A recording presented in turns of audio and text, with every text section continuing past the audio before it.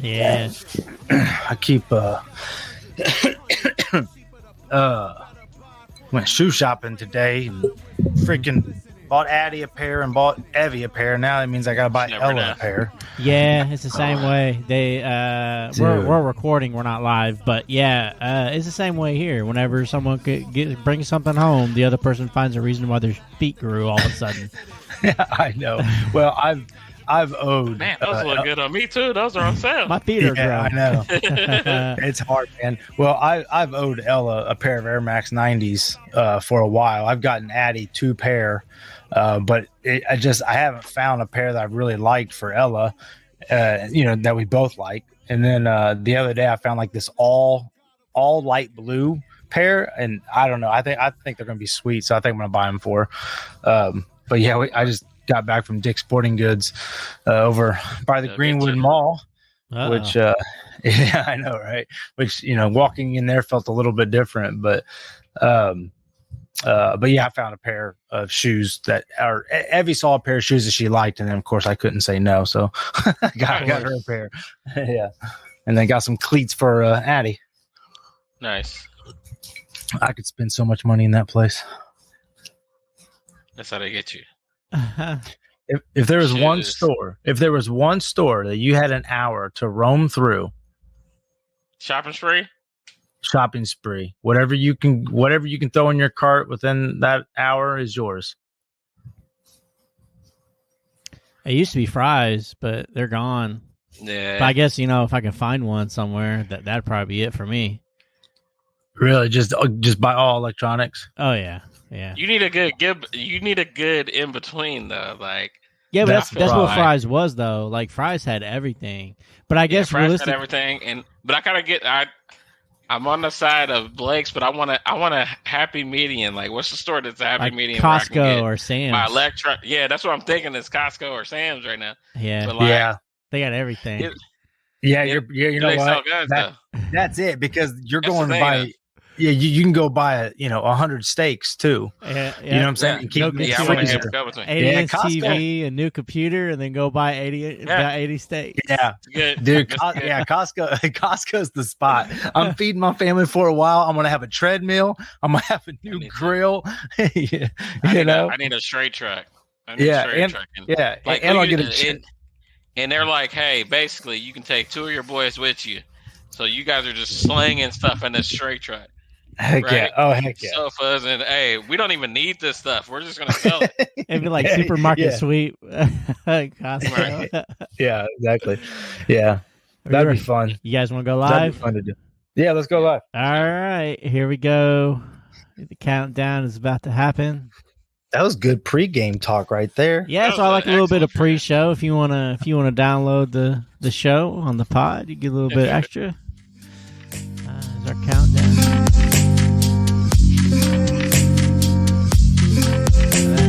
That gets loud. Man, that gets super Kevin, loud. You missed the fuck out. Grab my whiskey. I'm trying to get drunk. We don't care what R. Kelly did.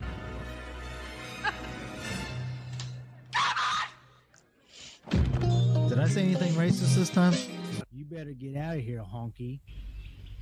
And now for something completely different.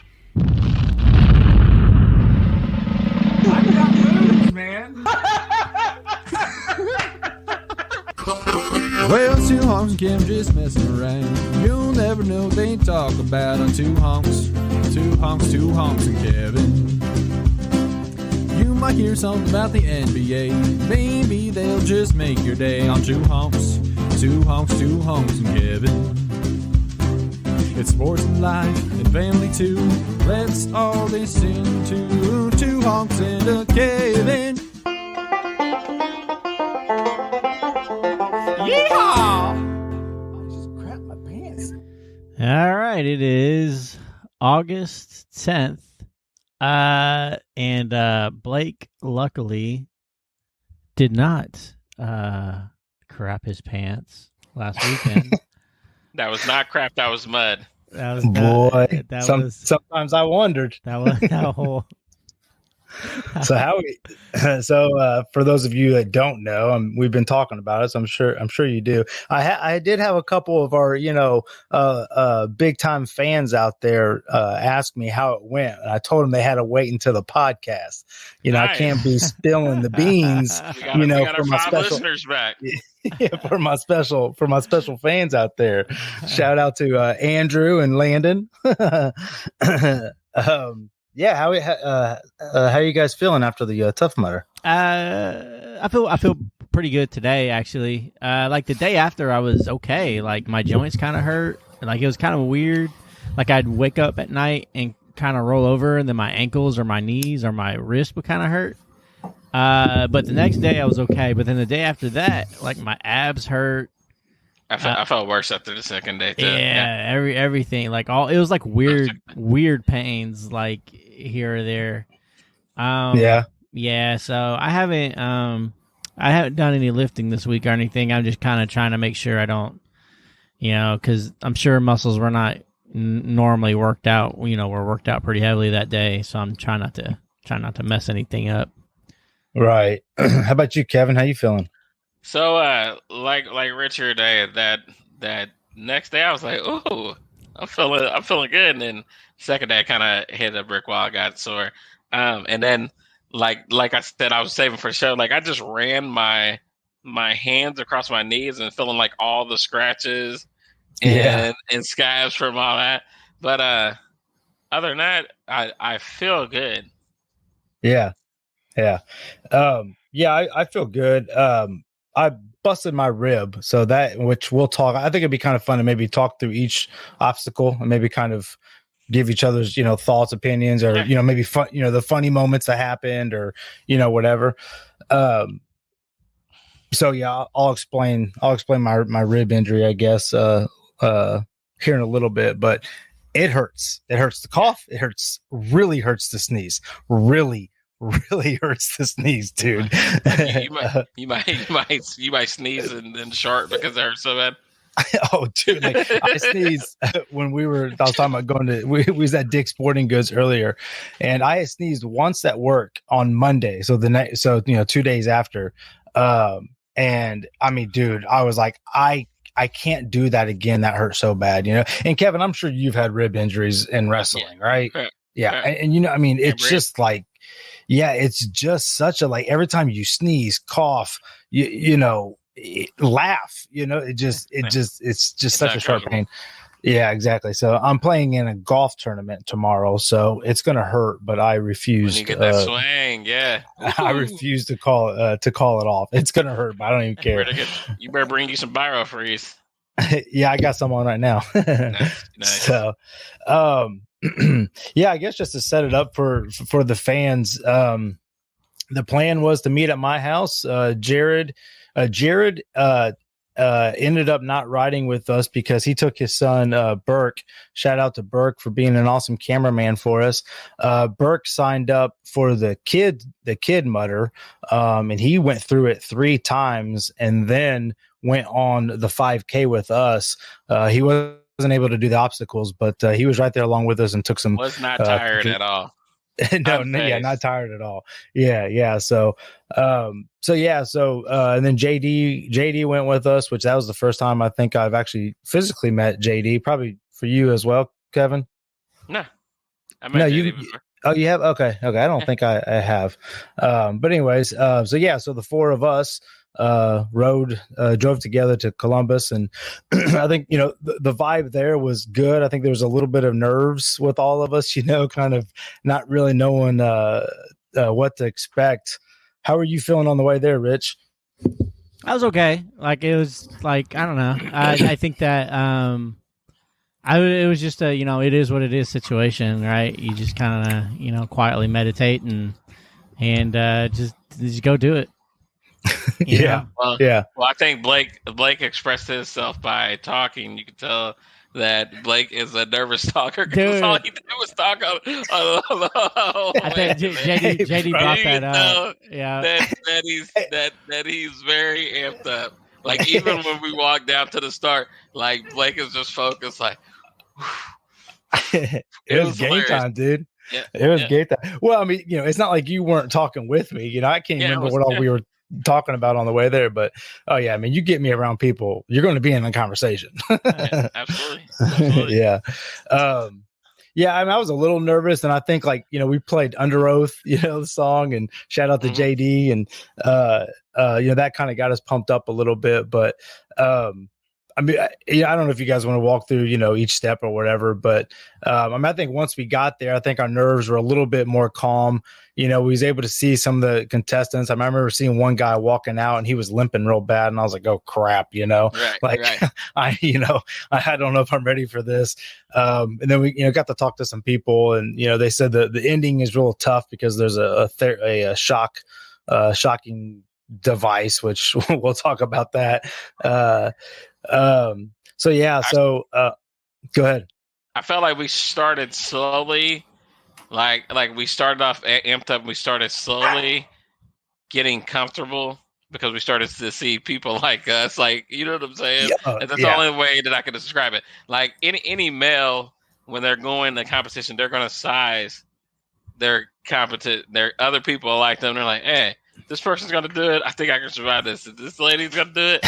I think I'm gonna survive this. What made me feel more comfortable is that we were not in a huge group. So we come to, if anybody doesn't know this, we come to a starting line. There's what would you guys call him? A DJ or what? I don't know. But he was really good. He was really like the spokesperson at the start. He gets you kind of amp and get you warmed up and get you hyped to do it. And I liked his speech about diversity, because you never, and we'll probably towards the end talk about this. It we start at the beginning of it, and then I hit a touch of it at the end, right? So he speaks about diversity and basically was like, hey, this is like a team thing, right? You're never gonna encounter these people. It's like a community type thing, and you're gonna need people that you never even encountered, which I didn't think of this. When we're signing up and stuff, you're going to need people that you did not encounter along these obstacles.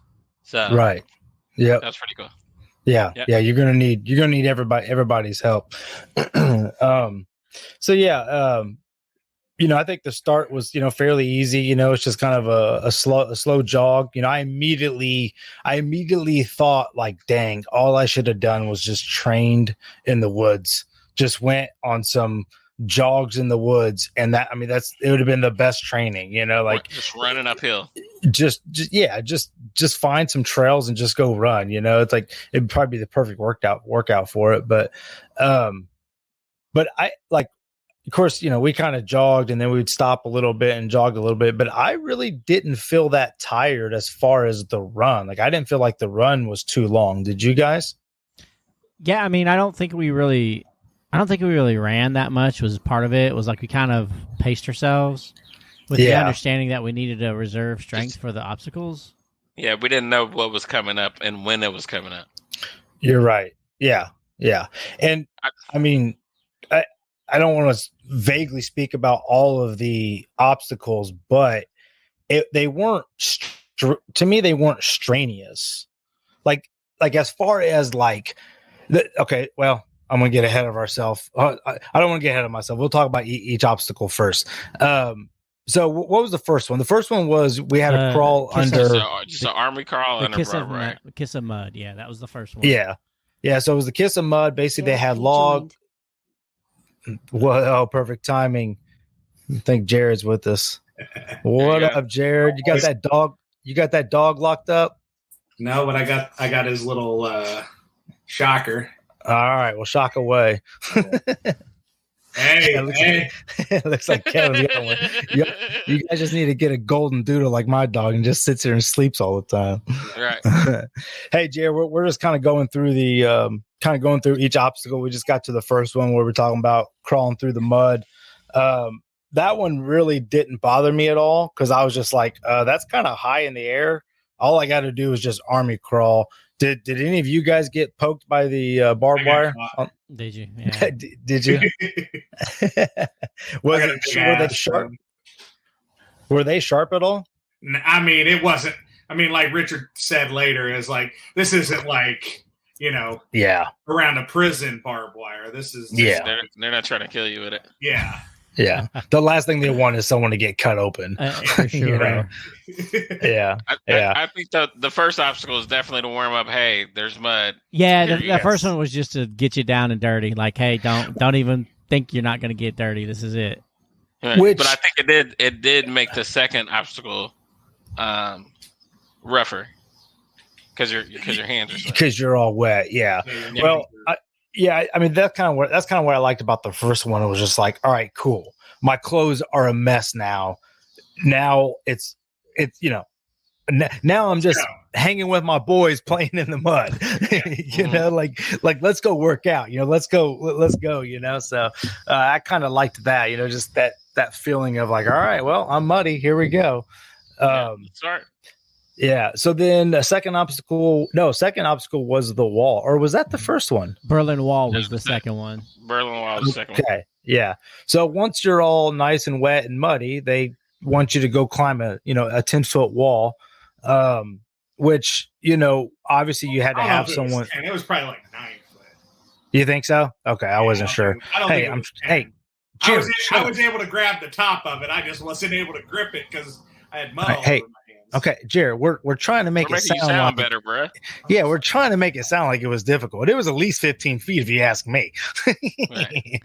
Well, I think what made it difficult was your hands were slippery, and so you're trying to grab it, and then the way down is just basically, once you get on top of it, it's like maybe a 3-inch place to kind of sit and kind of try to navigate. I think once I got up top, I was like, oh.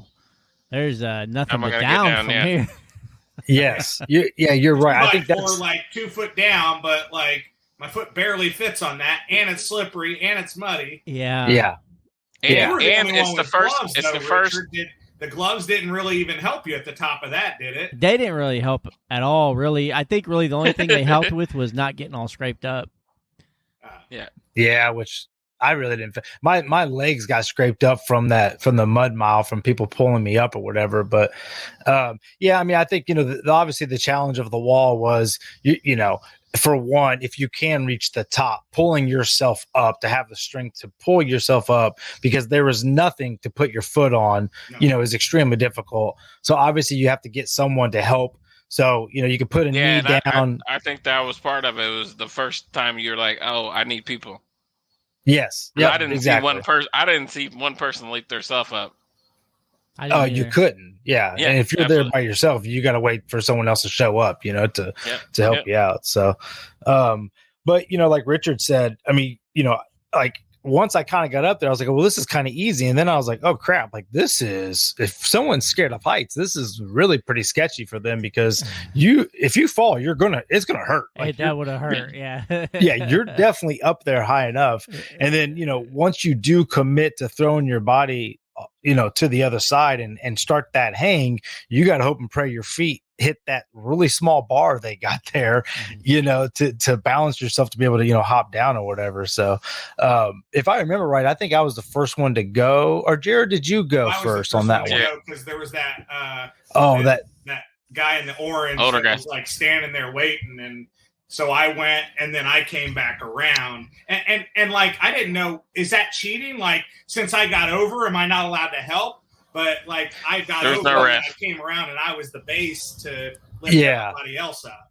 Yeah. Well, and I think your initial thought was you were going to get to the top and help people up. Yes, that was my initial. That's what I sat up there for a minute, like thinking, okay, I'll scoot over and let you guys come up. But you guys were like, no, dude, there's not enough room. I'm like, I'm sitting on my nuts. There's not enough room. Yeah, that's the obstacle. You got to sit on your nuts. It has nothing to do with climbing the wall.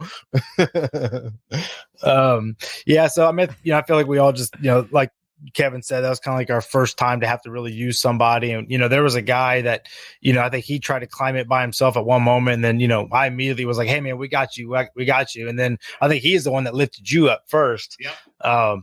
But, even in that, like, I immediately kind of learned like, oh, there's a technique to this. Yeah. Like there's a better way to, lift people up or whatever. Like for the listening public, all 9 of you, like Blake is like one thing I learned from this experience, Blake was like real quick to observe what other people were doing and or adapt and go, okay, this is what we need to do. Cause like you were like, okay, put your back against the wall and then lift them up and then let them stand on your shoulder or your back. And then like at the Mud Mile, you were like, no, don't try to like pull everybody up and lift them up. Here, just lean up against the wall, leg. Put your knee down, and let them step on your knee. It's so much easier. And you continue to do that like each time. I appreciate it because like I'm just like trying to muscle through it and just like go. And you're like, all right, let's do this the smartest, quickest, most efficient way possible. Yeah, man, for sure. And I mean, honestly, it was, there was one time I remember looking at Richard and I was like, here, put our hands together and we'll get JD over. Like, I was thinking I hold my wrist and his wrist and then gives him a place to step. You know, I've seen people do that. And then a guy just came right in. He goes, here, put your knee down. And I was like, oh yeah, that's a lot easier. Yeah, absolutely. You know, and then, once again, it's just about learning. It's observant. Yeah, exactly. I mean, right. It kind of back to what Richard said earlier about like when we first started, I think we all were kind of pacing ourselves. I think if I did it again, I think I would have pushed myself even harder. Yeah. Like I think I had enough, energy at the end, in my muscle, I am the right amount of sore, just like felt a little bit in my quads, a little bit in my shoulders and backs and stuff. But, I think the challenges were, a great challenge for, all shapes and sizes, I guess. Moderate. Yeah. Moderate. Yeah. So let's talk. We went to the Mud Mile. That's the 3. Yeah. So I think the funniest part of the Mud Mile was like Jared was always the guinea pig. Like I remember the very first small puddle, real small puddle. Like it was like, what is this? Like it's not even an obstacle. It's just we literally had to jump over it or just step right in it. And Jared was just like, screw it. I don't even know how deep it is. Blake's like, is that an obstacle? That was a puddle. I was like, it was a wet puddle, dude. I was like, please tell me. I was like, please take, because I was so nervous at the beginning. I was like, please tell me that that's an obstacle, because if so, this is gonna be really easy. And looking back at it, the Mud Mile was the toughest. I thought it was the toughest. It required the most teamwork, and it was the longest one that we did. Yeah. Yes. And I and I still think if we didn't have that other group with us, we wouldn't have that's when you realize, right, we need other people. Yeah. Well, let's set that up real quick. So what I was getting at, once we got to that, it was, we're kind of to the listeners, they're basically just 5 mounds, I think it was, at least probably at least 8 feet deep, and probably water and mud up to about 4 feet roughly, maybe. Just slick. Yeah. And just slick. You really can't climb up it with anything, because you can't grip on anything.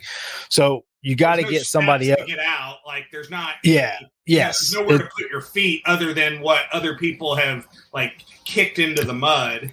Yes. So it's just unless you go to the very corner to get out. I don't even think you could do that. Well, but I did that on the one where I stupidly stood up and I was helping people pull people out, and I was standing, and then I sat, and then I got a little too close, and you slid it. Who did I try to pull? Kevin or JD? I think it was me. Yeah, I think it was me.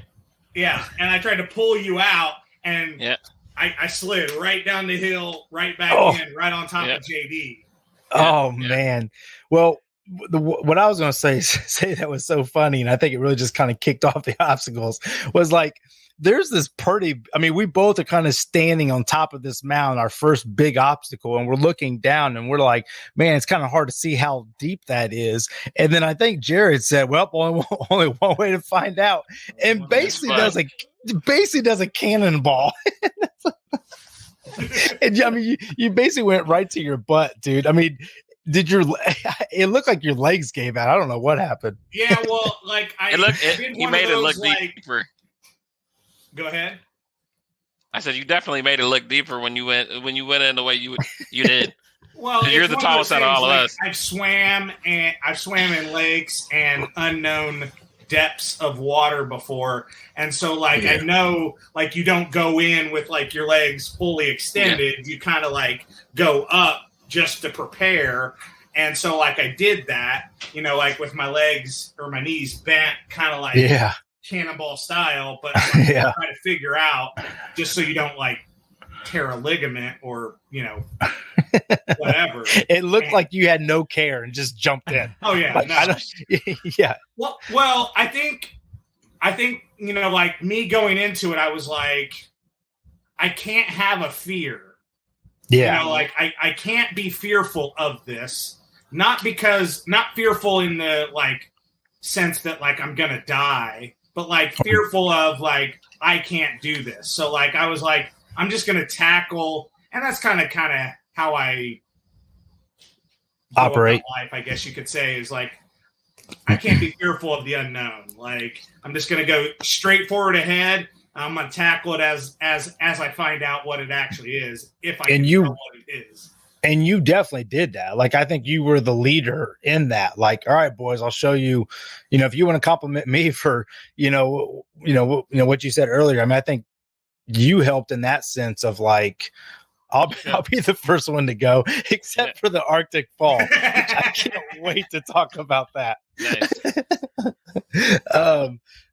So I think the other thing with that mud, mile mud or whatever the heck it was, there was one point I was on the opposite side of you guys were trying to pull up Kevin, and as he came up, this beautiful wad of mud, I literally saw it flying in the air and just smacked me right in the left eye. And this is like at the beginning of the race or whatever, and I was like, oh no, like and then I immediately started thinking about all the things I should have brought.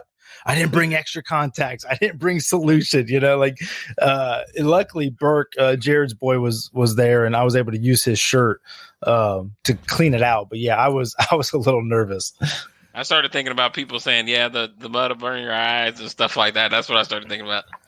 Yeah. Didn't you get some in your eyes too, Richard? Yeah, it started burning. So I was just and then when we hit that first water station, I was able to clear them out. Yeah. Yeah, that saved us for sure. I wonder if they put if there was some sort of chemicals in them or something. Because I don't know. Keep it watery and so it doesn't thick up. Something. I don't know what you would put in there. But I don't know why it would cause your eyes to burn if it wasn't chemicals. Well, I mean, just the mud in general, right? Like, it's one thing to get water in your eye, but when it's mixed with, rocks and cement and, whatever. Yeah. I mean, understandable, I guess. This is from like the third or fourth mud pit, and this just like kind of like captures my like feeling. Like, so there I was, like, I was just like, I'm exhausted, like just like looking down, like we got one more to go or two more to go. Like, that's what I was going to ask you guys. How did you guys feel after this obstacle? Because to me, that probably was the toughest one to kind of get through. So like that sets the tone. So you're immediately like, all right, what are we about to get into? Yes. Well, because like for me, like either it would, and watching back the video, I either went first, like got pulled up first, the way that we set it up, everybody else out from our group and a couple other, or I was the base that everybody stepped up, and then I was, they were pushing off of my leg and I was pushing up. So like that one to me was the most exhausting, just from a sheer physical standpoint. of you became the brute. Yeah, I gave a lot of energy on that one, and it took me a minute to recover from that one. I was grateful for a water station, rinse off station / a break, long run. Yeah, because it was a long run after that. So leading up to that, that was probably the first mile and a half before. Yeah. We got to anything else was that, and then the piggyback ride, right? Yeah, we hit the mile marker after that one, and before the piggyback ride. Yeah. See, it's funny because I was thinking back about on that mud mile, and though I think it was probably the most challenging one, it wasn't that strenuous for me. But I only think it's because I always had two people pulling me up. And I'm fairly lightweight, so they were just flinging me up there. So because it was always Jared and that other big dude just yanking me up, and I was like, guys, you don't have to yank me up so hard. Like, let me get a foot in there, I was always grateful for JD because JD always seemed to go last, and I would pull him up, and you just look at JD's face and you just assume he's a heavier guy. But he's not. He just from seeing him on the podcast last week and then meeting him in person, he's completely different. And so every time he was the last person, I was like, "What?" And I would do the same thing to him. I would pull him a little too hard. Of course, JD, the mud is so much higher to him because, he shared on the podcast last week, he's 5'5" and 320 pounds. He's not 320 pounds, but he is 5'5". Yeah. All of 5'5". Yeah, he's all of 5'5". No, exactly. How'd you feel in that one, Richard? Did that mud mile? Did you find yourself having to pull people up, or did you just kind of feel like, you kind of skimmed through it or whatever? I just kind of helped where I could. I felt like Jared and the other fella kind of seemed to have everything under control, so I just kind of I tried to help pull people up where I could, and I'd put my hand where people could step on it to get up. But I just kind of put myself in where I thought it would be needed, and the thing too, though, is when you're doing those events, you want to reach your hand out and connect with somebody and help them. It's such a good feeling, Yeah. It's you want to be helpful. You want, It is. Yeah. I almost wished, and you tried to organize this, Richard, that we had not to say that our group was small, but that we had a larger group of people. And I feel like next year we'll probably have a larger group. Yeah, that's definitely going to go. My family's in. But we had when you have more people, it's more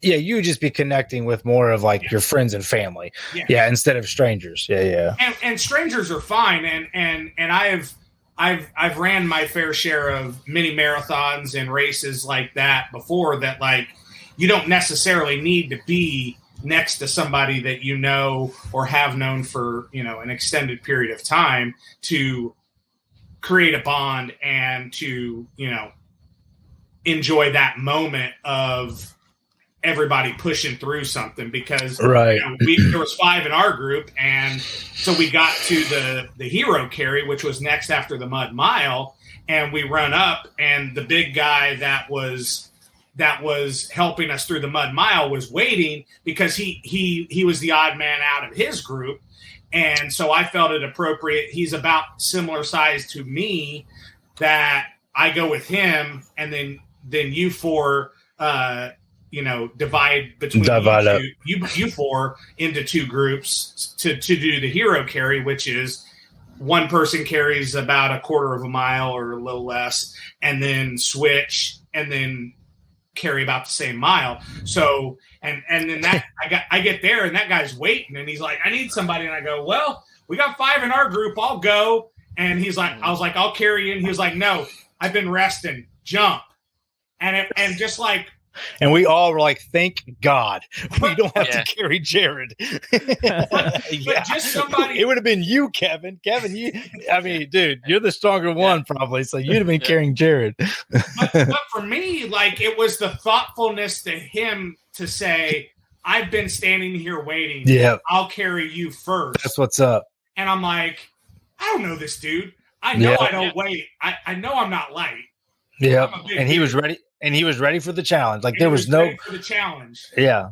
And, Yeah. And then you guys were gone.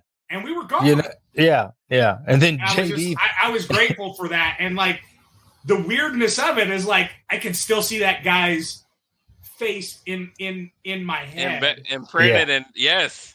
Yeah. Isn't that It's the funny? weirdest thing. Yeah. Yeah. But it's because that little moment, that little action Yep. meant so much to you. And that, I mean, that's the beauty of it, you know? Yeah.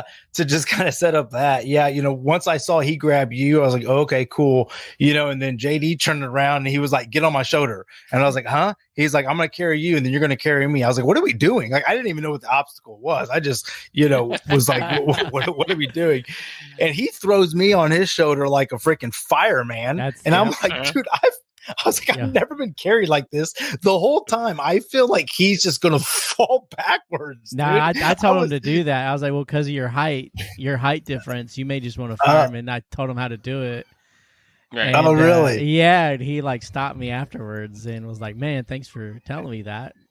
Oh, really? Richard tried to do the same thing, and it was not working with my business. Yeah, well, the problem was I couldn't get a grip of the ground, to get you. Yeah. So, because every time I try to use the ground as leverage to pick you up, my It feet was not level. Yeah, so I just was like, all right, we'll just do it this way. Because I mean, I've firemen carried people 250, 300 pounds, no problem. Wow, but it's been a while, right? Well, that and the ground's muddy, and in this instance, and so you couldn't. Yeah, it just wasn't Yeah. a good environment. It'd be easier just to do Blake's Buck 20. Yeah. Yeah. And I even said, like, to him while I was carrying him, I was like, man, you're not that heavy, but like the uneven ground, the mud, and he was like, if you feel like you're gonna go, just let go of me. Yeah. That's all that I asked. Yeah. And I was like, I got you, man. I got you. I'm not gonna drop. I'm not gonna fall. You know, obviously, you know. That was my biggest fear, was dropping Kevin. I was like, man, please don't. Amy's gonna kill me if I drop Kevin. I can take a bump, man. I can take a bump.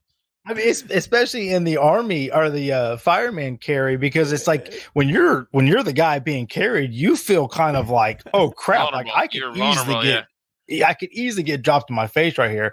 Like I would rather, like I just threw JD on my back like he was a little kid. Yeah. I could have carried him around for 20 minutes, dude. It was easy. I was like, this competition's easy. Oh man.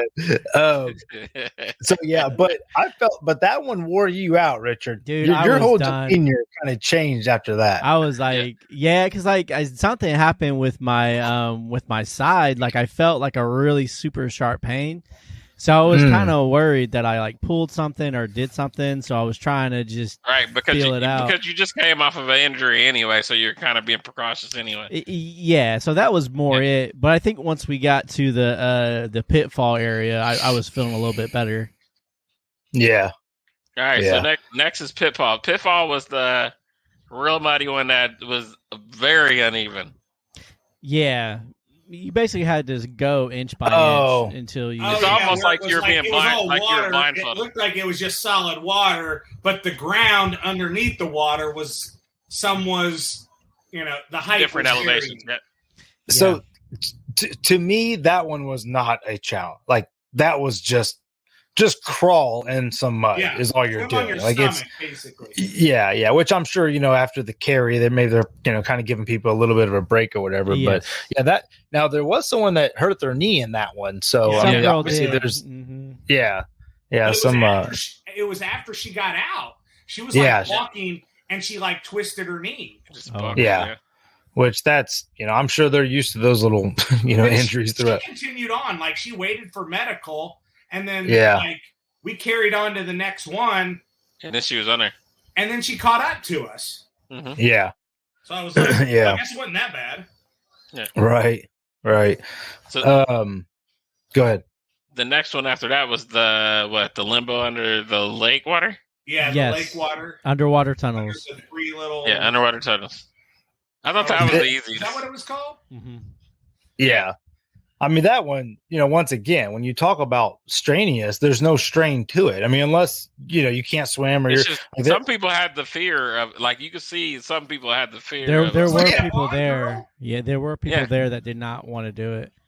Yeah. Yeah. That They were, like, girl was freaking out. standing at the first one, like, and I'm like going. It's just, it's just dude, the unknown, and it was basically just a bar Yeah. over. Yeah, it was nothing. It was literally you have to go under the water and swim. You don't even have to swim. You just have to literally go under a bar. The bar right here. Duck your head. The log. Mm-hmm. Yeah. There was no strain to it. It was just like, I remember her saying like, "Oh my God, is something going to bite me?" Yeah, she was She was just scared of the scared. bugs. Yeah, she said she was Yes. scared of the bugs. Someone said your hair is going to be fine. She was like, I'm not scared about my hair. I'm scared about the bugs. I mean, and that's, but that is like, to me, like when I think about some of these challenges, it's like, that's not a strenuous challenge. It's just more of a, hey, go into this dirty water and come out on the other side. And, it was actually refreshing. And of course, if you're, if you're not a good swimmer or, afraid of swimming, I guess you could, have a little panic there, but yeah, so, once again, I kind of thought that one was pretty easy and it felt good. It felt good to get all that mud off of us. Absolutely. Yeah. So from there, JD turns into Triple H and blows out some water out of his mouth At the water station.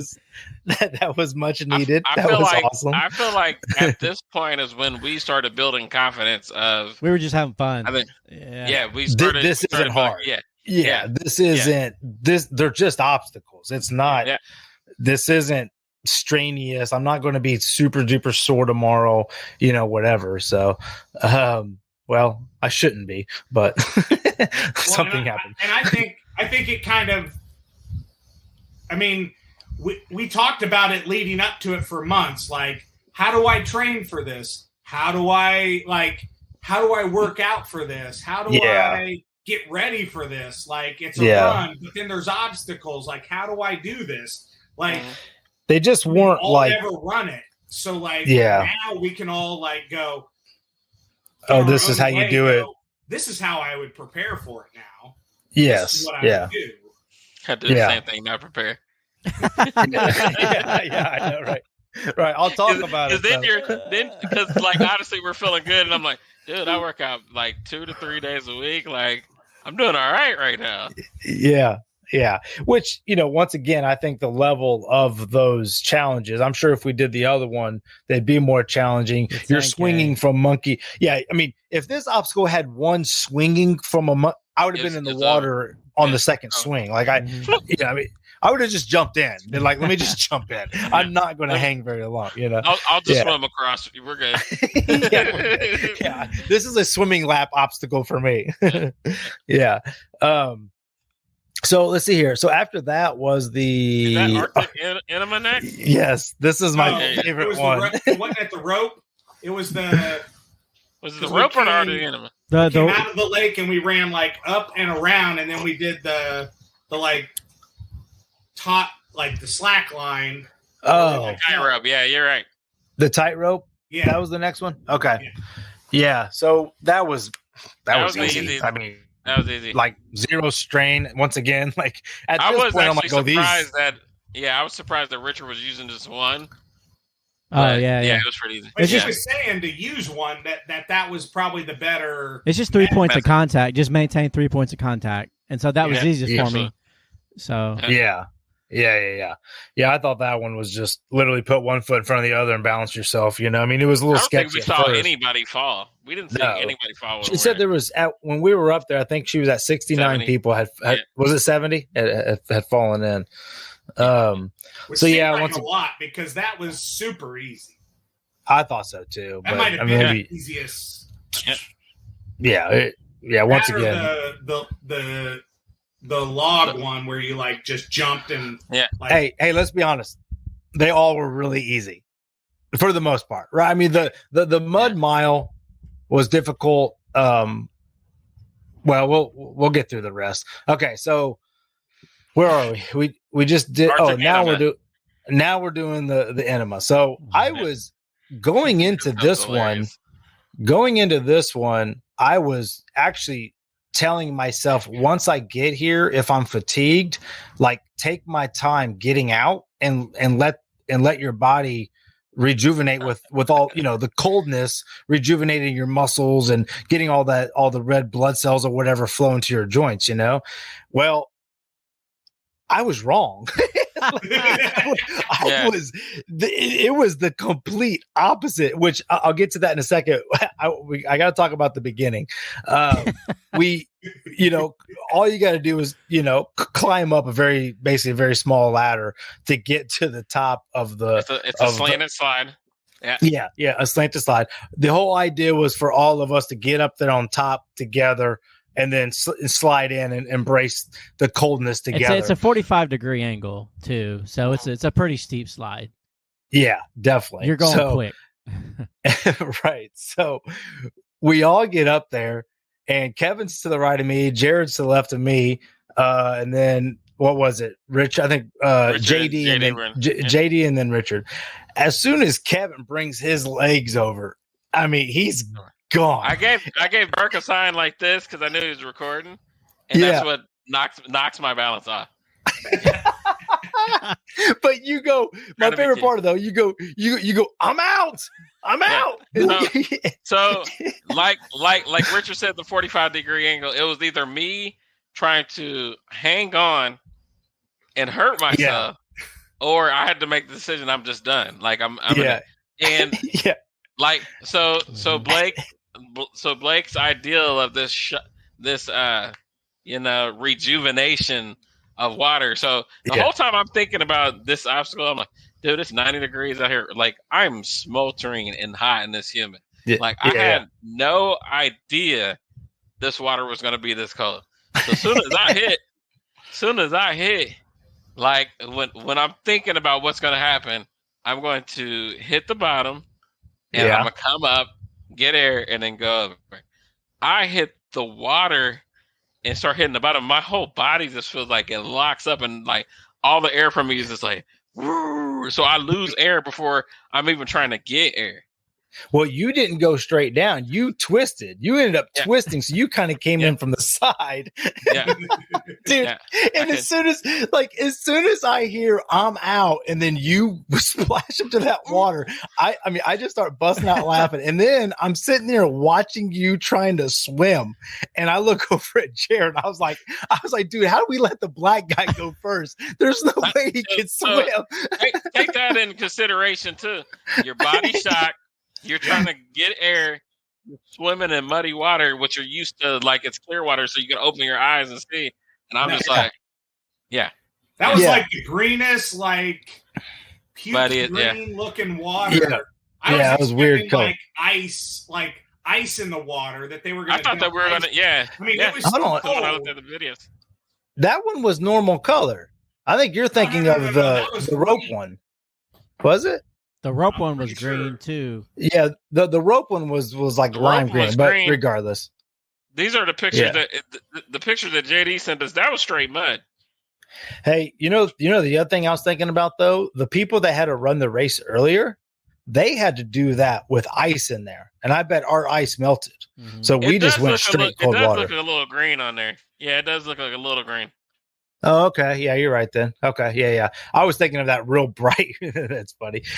Kevin going in there, dude. We got video of that. It makes me laugh every time I watch it. He's like, it looks like I got punched. It looks like you're drowning, dude, and I'm just laughing at you. You good? So yeah, I mean, just to kind of touch on what I said, when I fell in, like, of course it's that shock of oh my God, this is pretty cold. My head went under the water, and I was like, ooh, I didn't plan on going. It was a lot deeper than I was expecting. Exactly. Absolutely. Yeah. Exactly. And then hi, honey. And then I started to swim, and right when I kicked off, I felt my right calf tighten up. And I was like, oh, Yeah, crap. your muscles just This is not what it's supposed to do. And then once I got to the rope and tried to pull myself up, I got a Charlie horse in my right calf, which, leading up to this, you guys know I kept talking about how I know my calves are gonna, it's just a matter of when, You were expecting it. Yeah, You were but speaking it into existence. yes. But up until that point, like I really didn't feel too strenuous. It's just that cold water hit it and tightened it up, which I know JD complained of the same thing. Jared, go ahead and share how you felt going through that. And then Richard, I know you kind of had a little bit of fright on yours. So I'd like to hear what was going through your head. Well, like for me, it was like, I just, after Kevin went, if you rewatch our video, I go first and I'm like, I just want to hit it and I want to experience it. Cause like I've gotten into ice baths before, but it's only like parts of your body. Like I've never done like a polar plunge, but I've put legs, arms, parts of my body into an ice bath before. So like I knew what to expect. Right. I've never had a whole body polar experience like that before. And even though there was no ice, that water was cold. And like almost like just it shocks your system. That's what it's for. And my first instinct was like touch the bottom, push up, get air, and go forward. Yeah, exactly. That's I just turned into survival mode at that point. Yep. Like as soon as I felt the cold, it was do you know how to swim? Start swimming. Go. Yep. Start kicking the feet. All right, Rich. How'd you feel on that one, my man? So I think I had a mini panic attack. You did. I've never jumped in. I've never jumped in water before. So like that was like the first experience I'd ever have, like just going straight in and just straight plunging. And so then I lost my breath, and then I was like, all right. Not even like a water park. No. No. So you're not much of a swimmer then. You don't. No. I always go in through the stairs. You ease in, like going through the stairs or whatever, or a ladder. Okay. I never jumped in water like that. So but I was like, oh, there's plenty of people around me. So if something happens, I'm sure someone will grab me. Hopefully, this black guy can make it. Jared's been pretty helpful so far. So, so I just go in and then I'm trying to get across, and I realize I can't walk across because it's too muddy. Like I can't get a grip with my shoes. You can't get your feet. Yeah. So I'm just trying to make it across at this point in time. So I can't breathe. My body is kind of in shock, and I'm just trying to figure it out. So it's kind of what it was. Could you touch the bottom? Yes, but I couldn't walk across it. Okay. Was the problem because I kept slipping. I don't even remember touching the bottom now. Yeah, I ended up just doggy paddling. The rope like into the water, like a good like 4 or 5 feet. Yeah, I ended up using the side of the. That's why I took a side. Because I knew I could at least use that and pull, and that's kind of what I ended up doing. And I mean, we made it across, but yeah, that was probably the worst one for me. But dude, man, there was one moment where like I got out and like I was kind of like grabbing my calf or whatever because it was starting to Charlie horse. JD gets out and his calves are tightening up, and I turn around and I see your face just kind of like it looked nervous, it looked panic, and I was like, it looked pale. Yeah, I literally, which I didn't even know if this is true. It just felt like this is something you're supposed to tell someone. I was like, you've been here before. Take breaths. Yes. It's just cold water. Yeah. Just breathe. And then you kept on wanting to go to the side. I go, dude, you're finishing this. Don't go to the side. You're finishing this. I was just trying to use so I can grab onto it. Yeah. Yeah. The picture of, you see me holding on to the side. I was just trying to use the side to kind of guide myself across. Yeah. So that's I mean, once again, that's a good one for people that don't swim or like you that don't have a whole lot of experience in that. There's definitely some little bit of like it's just that shock to your body. Most people have never experienced that. Yes. Yeah. Well, it's the shock to your body from the cold, which is an experience all in and of itself, but it's then mixed with like the exhaustion of what you've done for the previous 2.5 miles mixed with like you know, like it's, you know, as stupid as it sounds, it's like it's mixed with like the guy macho machismo attitude of like, I don't want to look like a dumbass here, or I don't want to look like I don't know what I'm doing here either. Yeah. Spot on. You're spot on. Oh, I've got this. You know, I'm here with my 5 other buddies. Like, I'm not a pussy. Like, I didn't come here to be a wimp. Kevin CPR certified. Yeah. And so was the guy at the start. Richard was banking on that. Yeah. Yep. Oh yeah. So yeah, I think after the Arctic plunge, I mean, we all were kind of like, whoo, like, all right, my muscles are tightened, and you know, that was after cold. Through it, you're like, yes. You know what I'm saying? Yeah. You're like, yes. Yeah, exactly. All right, so what's after that? Log hurdle? The log hurdles? Yes. Yeah, Lumberjack. that was We got a great video of Kevin doing a complete flip. I don't know if you meant to do that. I meant to do that after the second one. Yeah. I'm glad you held on. Forward roll. Yeah. Yeah. It was better to do a forward roll than to go on your side. Yeah. Well, Jared raced Berkeley on that, and Berkeley just threw himself up there like it was no big deal. And I mean, you ended up beating him, but dude, that was actually a pretty close race. It was a lot closer than I thought it was going to be. Yeah. But once again, like there was no sizing it up. It was literally, you saw the apps to go. Like I went up, kind of like pulled myself up to see how high it was. Yeah. And then didn't do it. I didn't do it too smoothly on the first one. And then the second one, I was like, oh, I know exactly. You know, I just needed to figure out how to adjust my weight and just spun right over it, you know? But yeah, once again, not a very strenuous, obstacle. It was just easy. Like, yeah. That was a filler. I mean, it was a filler. I think if they would have done that one to where it's like 4 or 5 more stations and you got to go over one and then get on your belly and crawl under one and then jump over, make it a little bit more challenging. But once again, I understand they're trying to hit a large, large mass of people or whatever. All right. Nothing really funny happened there besides Kevin doing a complete flip, which I didn't realize he meant to do. Yeah. I didn't know he was a ninja like that. Hey, Blake, he grew up in Brightwood, so like he knew how to jump fences, and it was like that running, and then Jared had to say it when Kevin saw the wall, his eyes lit up, and when he saw the logs, he's like, "Oh, I know how to jump over stuff." Yeah, it's over. When he saw the water, he was scared to death. He's like, "Oh crap!" That ain't right, Kevin. Don't let us treat you like that. We just got canceled right there. Next, is all right. Wall.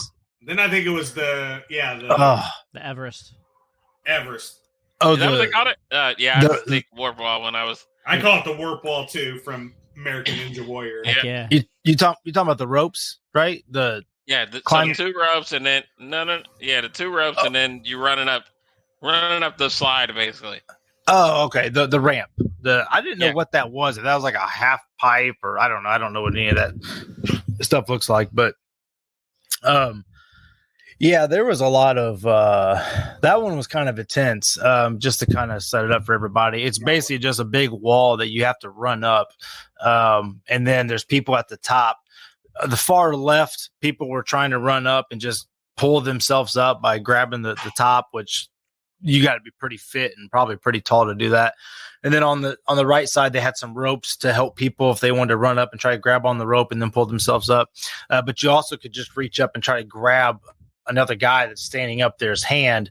And, you're talking about that impact of grabbing someone's hand. Like there's, when you're trying to run up a wall and leap up to grab somebody, that's a connection. That's a connection you really want. So let's see here. Jared went first, like always, just no hesitation, just running like a bull. And I gave it everything I could. Like, so I didn't do the ropes because you have too much confidence in yourself. Let's just be honest. No, not at all. And the line was longer. The line was longer. Yeah, that's true. The ropes gave me flashbacks to Tommy and like the rope climb. And That's I our sucked at Parameridian that. coach. I sucked at that. So Yeah. it was like, I'm going to depend on other people. They're going to get me. I watched like 3 people and I'm like, okay, if they do that exact same thing to me, I can get up this wall. And then I go, they switch like 2 or 3 people because obviously after you pull a few people up, you're tired. You're tired. So you Yeah. switch out with people you just pulled up to kind of, balance in and out. And I get a couple guys and they only pull me by my hands. But the previous like 3 people all like grab the guys by their hand and then grab their Elbow. back of their elbow and pulled them up. I wasn't going to do Kevin where I did the full suicidal where I throw my feet up and then just hang my head down this wall. I'm not. That was the only way you were getting up, Kevin. That was, I'm for real. Yeah. So I went right after Jared, and my one run was all or nothing. So like I watched other people do it, and like I just knew that you had to hit a certain speed to get where you needed to get. So I speed, jump, leap. I got 2 hands, and then you get to a point where you're like I'm up, and then this last little bit right here is what it's just slick as shit. Yeah. So you got I'm no like, grip. I feel like I'm like hamster wheeling, and then this guy starts coming in the middle. I was like, bro, I'm pulling my leg up. You're gonna have to pull me up. So I straight did the suicide, just stick my leg up, and then they pulled me up. It was pretty awesome. I felt like if one guy would have grabbed my elbow, I would have felt more comfortable to throw a leg up. And twist, nobody did. So I exerted all my effort trying to, pull to get my arms at 90 degrees. I've watched enough American Ninja Warrior to know you got to keep your arms at 90 degrees. If you get past 90 degrees, you're fucked. You're done. And so, like, I was like trying to keep it here. I got there a couple different times with my legs keeping me up, but nobody grabbed my elbows to get me that, that 6 inches that I needed. Yeah, you needed more. You needed more help. I think you only had like 2 hands, and you would have had to literally pull. 2 guys helping. That was it. There was like, when you went, and I think when Kevin went, there was like 3, sometimes 4 guys down there pulling, and my fat ass needed that. Yeah, you needed a lot. So Kevin went, and then I was following Kevin. And my first I was more nervous. What's that? It was like your first 3 times. Well, so hold on. My first time, like as I was running, I was just nervous about hitting this, what looks like a plastic slippery wall on my way up, So, but I also knew that there was like a little bit of a sand, or not, like almost like a pad there to help your foot. So I wanted to hit that, but as I started running, I had to run to where there were some hands, so I was off that mark. And then I thought I tried to jump, and maybe I did, but when I saw the video, it looks like my foot just like I plant my right foot, and then I try to leap up, dude, and I just I think I barely touch a hand, and then just smoke the wall with my rib, dude. And like, it's one of those moments where you got 200 people there, 100 people there. That was the longest line. Yeah, that was, and that's the big moment where everyone's trying to cheer you on to get to the top of the wall, So, I'm like, crap, dude, like there's my injury I didn't want, and I'm literally like trying to catch my breath as I'm running back, but also trying to like, tough it out. Cause like I saw Kevin get up there. I was like, Kevin on his first try. Making it. I'm making it, So then I went the second time. And the whole time I was like, do not hit your ribs again. Do not hit your ribs again. And I grabbed their hands, but then I kind of hung there and then slid down. And then I was like, dang. And then the third time, so I went back. I think one person went, and then I went again, but when I went, because I kept telling myself, like, I got to run. Yes, I kept telling myself I got to run faster when I get there. So I just took off in a dead sprint. By the time I got to the ramp, my legs were like, nope, you're done. Yeah. Like you just used all your energy. You ran 5 miles already, bro. Come on. Yeah, exactly. So my right leg kind of gave out, and then I was just like, oh crap. So Jared was over on the side, so I just went and kind of like, it was like, oh dude, I feel like an idiot, man. That was my 3rd try. I completely failed. I'm not even gonna do it again or whatever. Man, I look over and I hear, hey, and I look over and there's this dude just tatted up from his head to his toes. Just skinhead. Yeah. Skinhead, just, like whatever, right? And he looked over at me, he goes, come on, you got it. And I was like, all right, bet. So I run up to him. I was like, dude, my legs gave out. He goes, I know. He goes, let us go. And then we'll help you up there. And I was like, all right, cool, man. So that's cool of you, so they all went, and I think one of their guys kind of had a hard time doing it too. But anyways, they all got up there. So then I told myself, like, don't sprint, just kind of slowly jog and then sprint once you get up there. Yeah. And then I was able to like get a really good connection with the guy, but I was like, dude, I'm not letting go, but I only had one. And then I finally got someone else, one of the guys, I call them skinheads because that's what they kind of look like, which Kevin and I will talk about that here in a second. But, so anyway, so that was kind of a cool moment for me where it's like, I was ready to quit. And there was just some stranger, all tatted up, which you just immediately assume when you see people like that they might be, I don't know, whatever, right? Maybe a little on the wild side, I guess. I don't know. But, they were brothers in that moment. You know what I'm saying? And celebrated with Kevin when he got up there. Absolutely. So, yeah. And then did JD make it? Yep. JD got up. Yeah.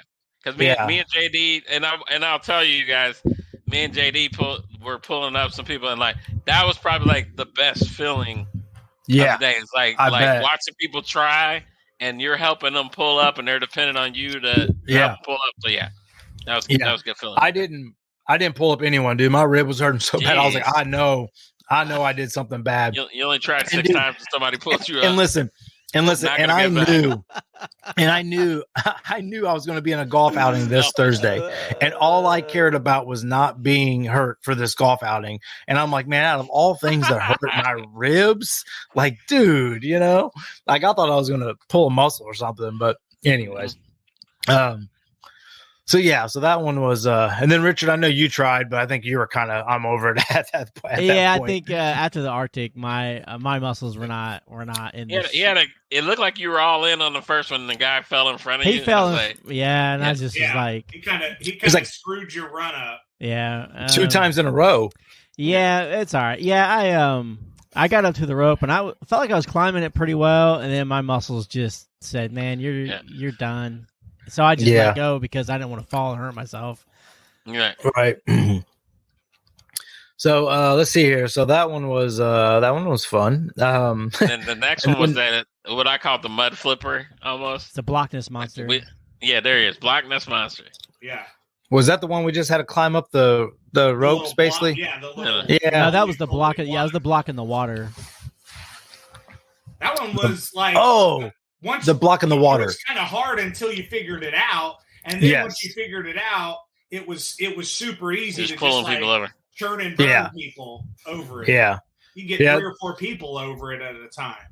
Yeah, for those listening, there's basically just like a big old triangle, right? And you just had to.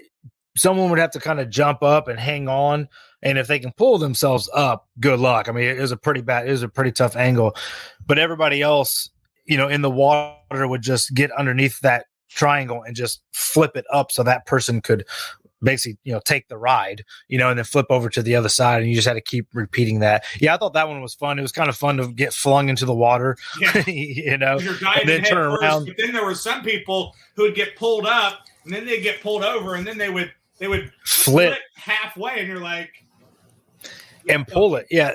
Yeah. I can't do that. You've done this before. Yeah. We were just belly flopping in. So, yeah. So that one was, that one was, I guess, fun, kind of refreshing a little bit. Yeah. All right. So from there, Mutterhorn. Mutterhorn, the big rope wall, 25, Yeah. 30-foot rope wall, up and over. yeah. Once again, that one didn't bother me. I mean, I'm not scared of heights. So. Unless you're scared of heights. And a lot of people are needing that initial help to get up the flat part.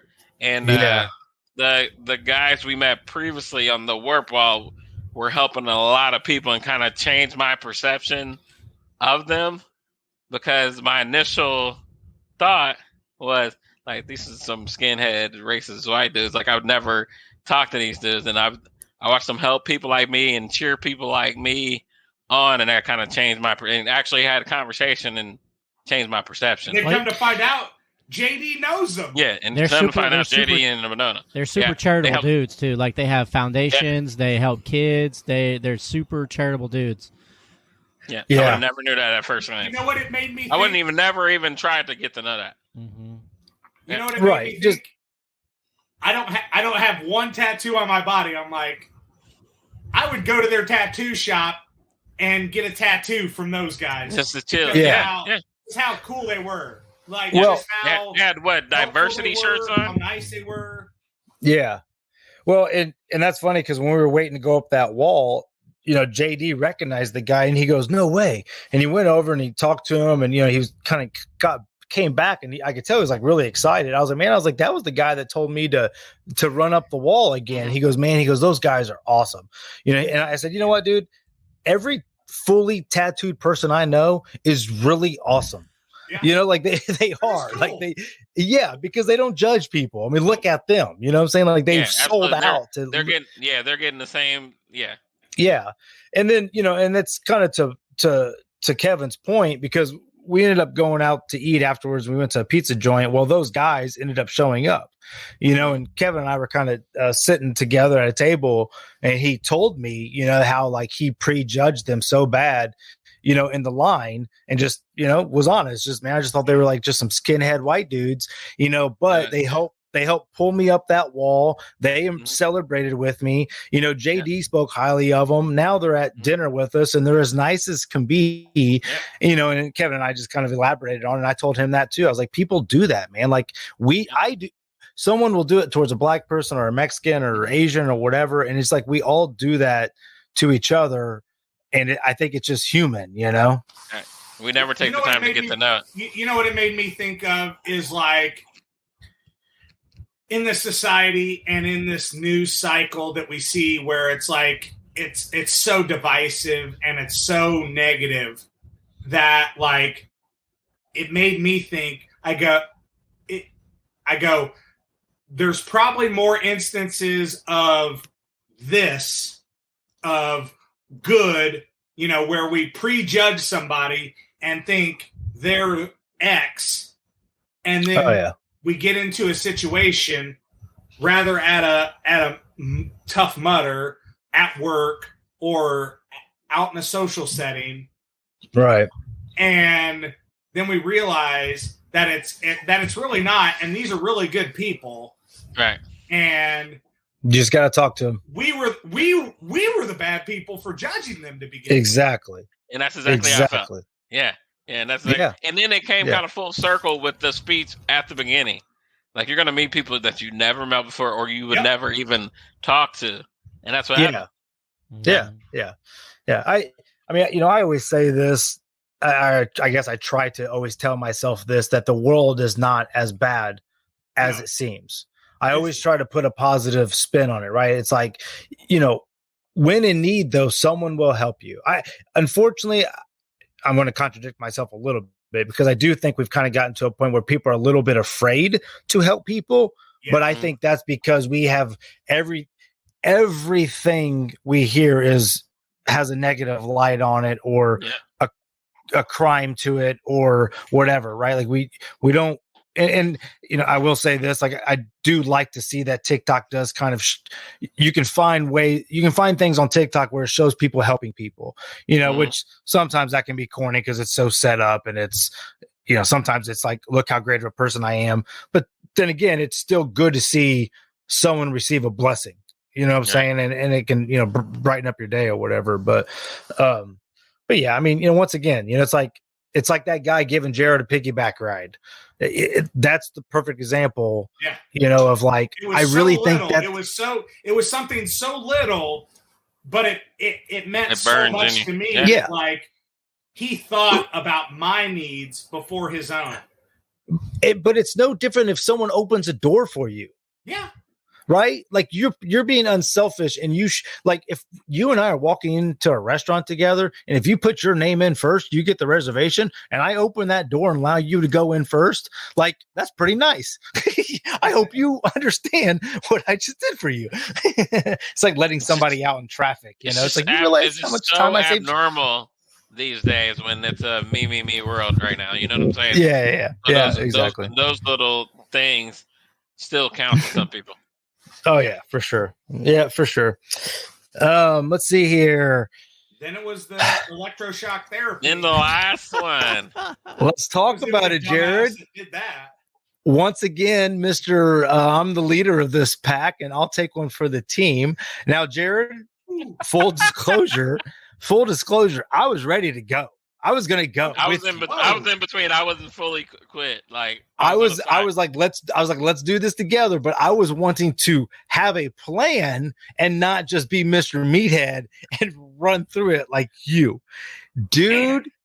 So I am behind you. I hear you get zapped and immediately fall to the ground. Hey, and dude, I could hear it. And said, I'm out. So now I'll let you finish this story because it happened to you. What happened? So I'm going, and I just exactly what you just stated. I thought, Meathead, I could power through this. Like, there's not going to be they're not going to put something in here that I can't withstand. I can power through this. I can score on Jordan. I can run through these electric shocks. I got moves, man. I got moves, man. Electricity said nope. Don't care about your moves. Let me tell you guys. Absolutely. It's so funny. It looked like when you got hit, like your legs just buckled.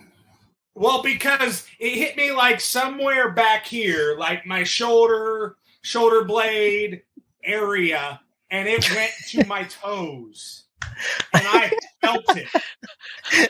Kevin's cracking up. Like, okay, I can crawl out, or I can quit.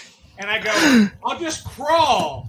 That will save me enough face. And I got stung like 3 more times. Yeah. Dude, I heard it's on video. You got hit, dropped to the ground. Dude, you fell so hard right in that puddle, and then there was panic. I know there was panic, and you're like, you got to get me out of here. And then you started crawling, and I saw your back lift up because you should have been on your belly, and you weren't. Yep. I saw your back lit up, and dude, I saw it and heard it zap your back, and then you fell right to your belly and was crawling from then on. Yep. And it still got me on my foot. Yeah, dude, how did you get you on your foot? I don't know, but I was just. I was like, I can't quit. Kevin. I've done every obstacle. You done killed Kevin. Kevin's dead. even though I couldn't get up the warped wall, like I was like, I can't quit.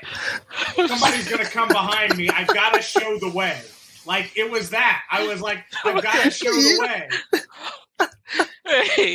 Hey, did you guys ever remember getting like spanked by a belt or something like that? Like I just like it just reminded me of like my little brother running away from my mom, and she just gets him, bam, and that's how Jared feel like boom.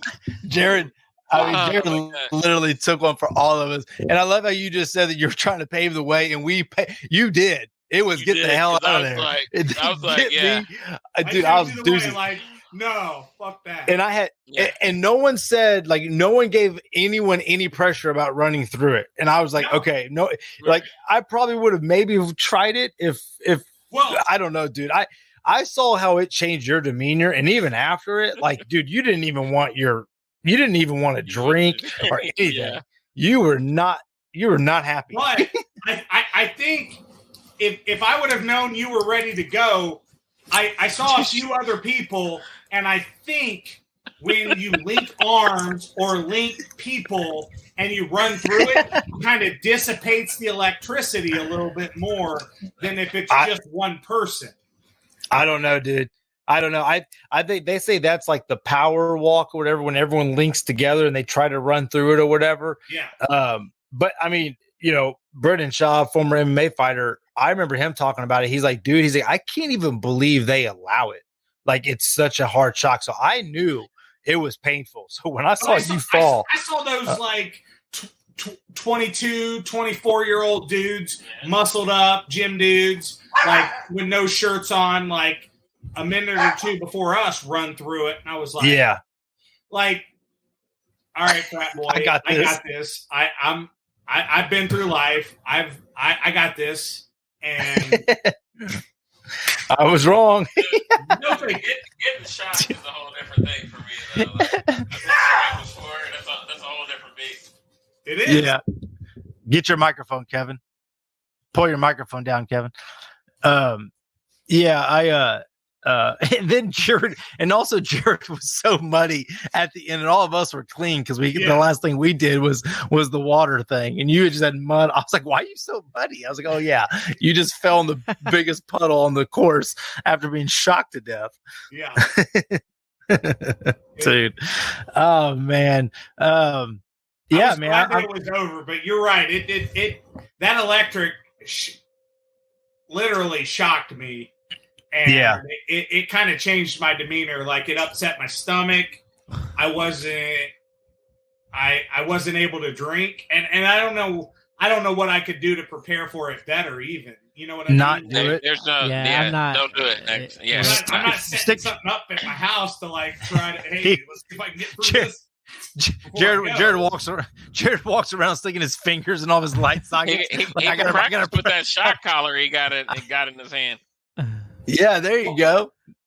Well, and you know what it reminded me of? At one point in my life, I lived in Montana, and I worked on a farm, and we would line like the cows and the horses areas with an electric fence, and to test it, we would always go touch something metal and then touch the fence to make sure it was working. And it's exactly what I remember doing when I would do that on the farm. But at that time I was 19, 20, 21 years old. And it's like, I could do that. But now I'm 40 and it's like, that doesn't feel as well. No. Yeah. I mean, I guess just to wrap it all up, I mean, I think we all kind of took something from it. I mean, once again, it wasn't as tough as I thought it was going to be. I mean, I definitely had some anxiety about it, but once again, it's just a lot of it's because I didn't want to get hurt or, which I did, but it is what it is. But, I think it felt good too, just to, which I kind of knew this going into it, that it would be a good team building, experience and, being with your buddies. And, it just, my whole family wants to do it. Even my oldest daughter wants to do the one that we just did, and I think she'd be able to as well. I was reluctant to sign my son up for the kids thing because I was like, well, I don't know, like Richard said before, I don't know what we're walking into. I don't know the mud village. I don't know where everybody can go. I don't know what's going on. But like now I feel more comfortable. My son's like, Dad, have you signed us up for next year so that I can run in your run with you and can go with you? And I'm like, exactly. Bro, it's been like 3 days. Give me a minute. Let me recover. Let me pay off the first from one. It. Well, and so I told you I had a story. So 2 stories. Uh-oh. Yeah, I know. So Monday, my son is at recess at school, second week of school, and he's playing football. He says he's playing catch at football, and he catches a ball. He like tosses it behind his back. He trips and he falls and he hits his head. Oh, He says he has a headache. He's hurt, but nothing like major. We go to the doctor today. We've got a doctor's note that says he suffered a concussion. Oh no! I know. Oh Mild man! concussion is what he says. Or is what the doctor says. So it's like, but more or less, he can't do anything for about a week or two so his brain recovers, and then you know, like my true in my spirit, I got Sunday and Monday off, but then Tuesday I was right back at it playing basketball. Play basketball. We're playing first game, and I catch the ball on the block. I do a Jordan fadeaway to the corner. I catch it on the corner. I fade, make it, tie up the game. We play to 11, twos and ones. So I tie it at 11 on that fadeaway. Yep. On the block, come down. They miss their next possession. Come down next possession. I do the same thing, but fake like I'm going to do the same shot that I did on the previous possession. My guy jumps. I go under him, go for the layup, miss it, go for the rebound. I catch the rebound. I land on my leg funky. My legs like turned.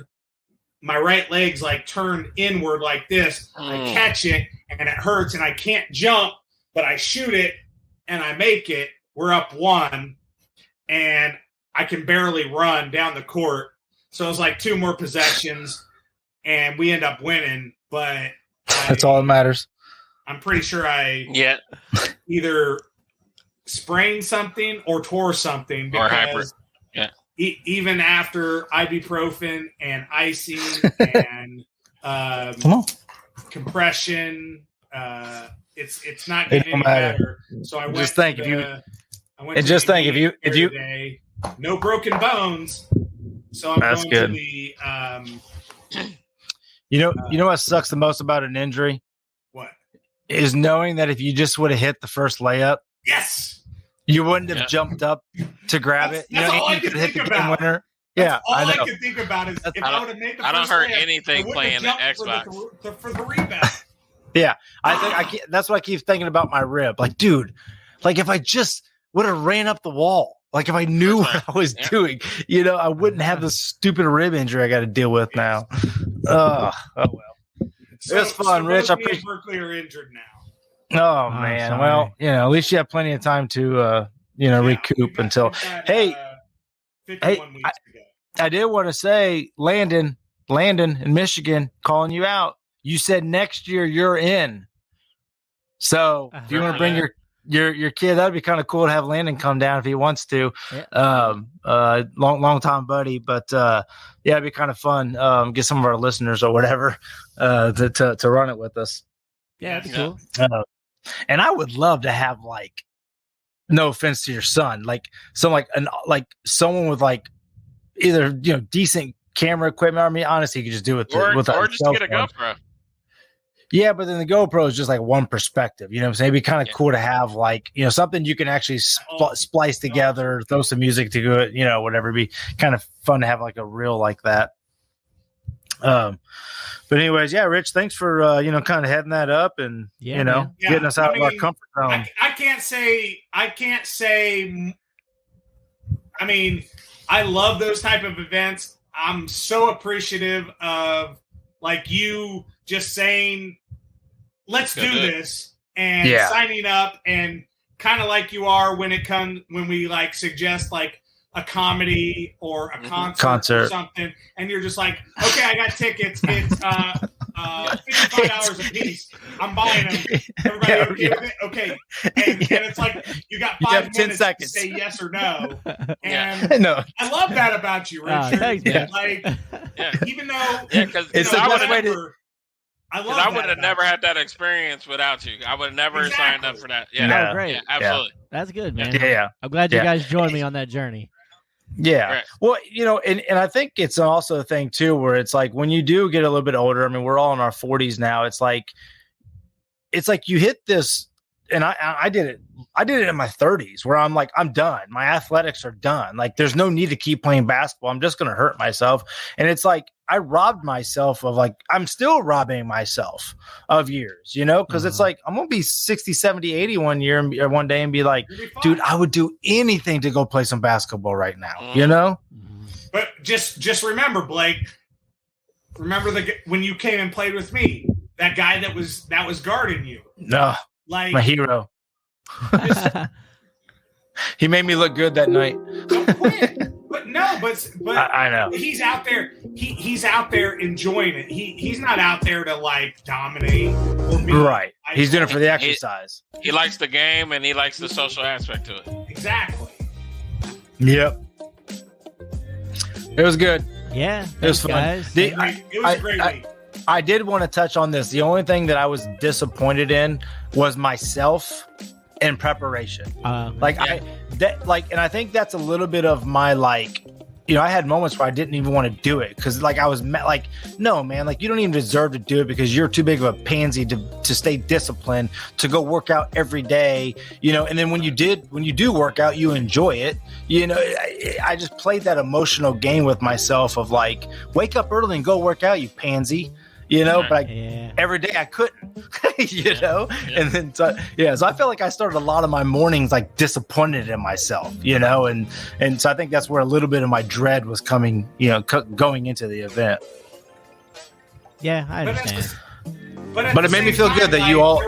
There were points where, like, I mean, me and Blake were up near the front with my son, and we were like, let's keep running and let's go faster. But it was like, no, this is a team event. We have to stick together. And you know, like we signed up together, so let's run for a little bit, but stay together as a team. Yeah, and that's what was nice about it. You could run up and then slow down and, you know, or catch them on the next obstacle or whatever. So, anyways, that was fun. Thanks for everyone listening to our Tough Mudder for the last 2 weeks. That's all we've talked about. Mudder Rap Cut. Yeah. But if anyone's listening and wants in next year, just let us know. It'd be fun. July 29th and 30th, right? Yeah. Yes. Yep. Yep. Tomorrow's last day to get for $50. Tomorrow's last day. Oh, really? Dang. Can I borrow some money? Hey, Mom and Dad, are you listening? I need a couple $100. Come on. I got a big family. We can sign up for that charity. Yeah. How about that? Hey, any listeners? Our new Venmo is at 2 honks. And no, I'm just kidding. All right. Peace out, boys. That was fun. Later.